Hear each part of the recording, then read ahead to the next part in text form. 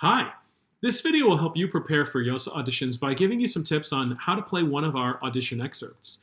Keep in mind that steady practice and ongoing work with your school orchestra or band director and a good private teacher are the best ways to improve your playing in the long run.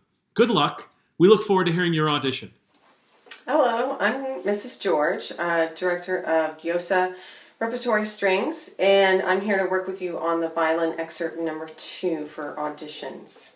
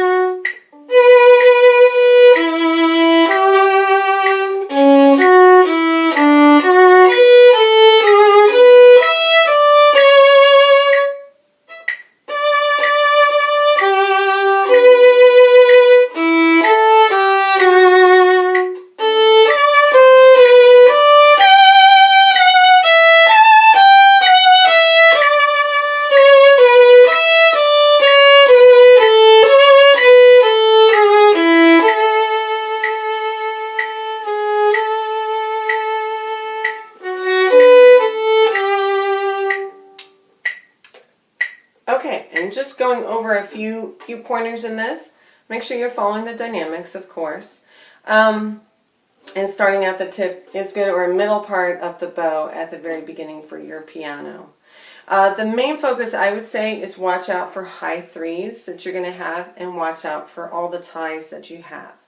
So discussing the high threes that you have, your key signature, F sharp and C sharp, you have high threes on the G string naturally. So whenever you have a C, it's actually C sharp. So make sure you're reaching for that at all times. And you might even want to go in there and mark all the places where you have a C on the G string, because those are the ones you're going to have to focus on. Make sure you play a high three.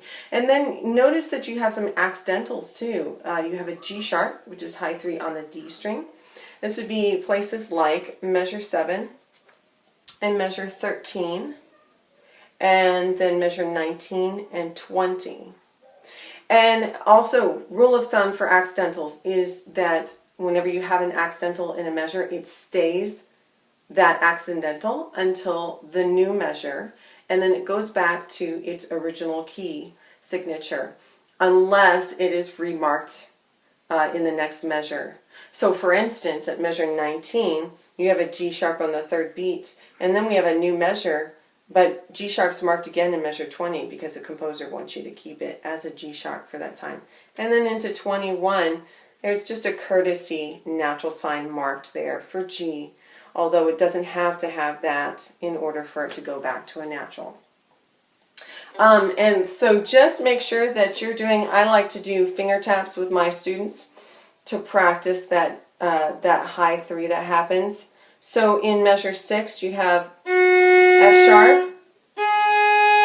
So I might check it with a tuner and make sure that I'm playing that G sharp in tune. And then I like to do taps. That helps muscle memory. I'll usually ask my students to do at least 25 in the correct place. So that's on the same string. And then for some others, for instance, measure 8, where it goes from D to C sharp, you have an open. I would practice that one as well. And you have another one in measure 13 going from A to G sharp, and making sure that you're practicing that high three that happens. And then moving on to ties. Rule of thumb for ties is that the last note it's tied to, usually cut that off so that you're on time for the next notes to come. So looking at measure 9, you have a C sharp, and then I would stop, off. Okay, and notice that measure 12, same thing, off. Make sure you count through the long note that you have. Don't cut it off short either. as far as leaving early. And then the last one that I would pay attention to and really try to practice, because you'll need to practice counting, is measure 19, where we're having 4, 1, 2, 2, and. So you have 2 ties in a row here, and they're both kind of long. One of them goes over to the next measure. Well, actually both of them go over to the next measure. And I would suggest that you're thinking that in your head. Count 4, 1, 2, 3, 4, 1. Okay, so that's the main things to focus on. Dynamics, which we didn't necessarily go over much, but make sure that you're incorporating that. Your high 3s on the G and the D string, and then your ties, making sure that you count them correctly and you don't hold them over too long.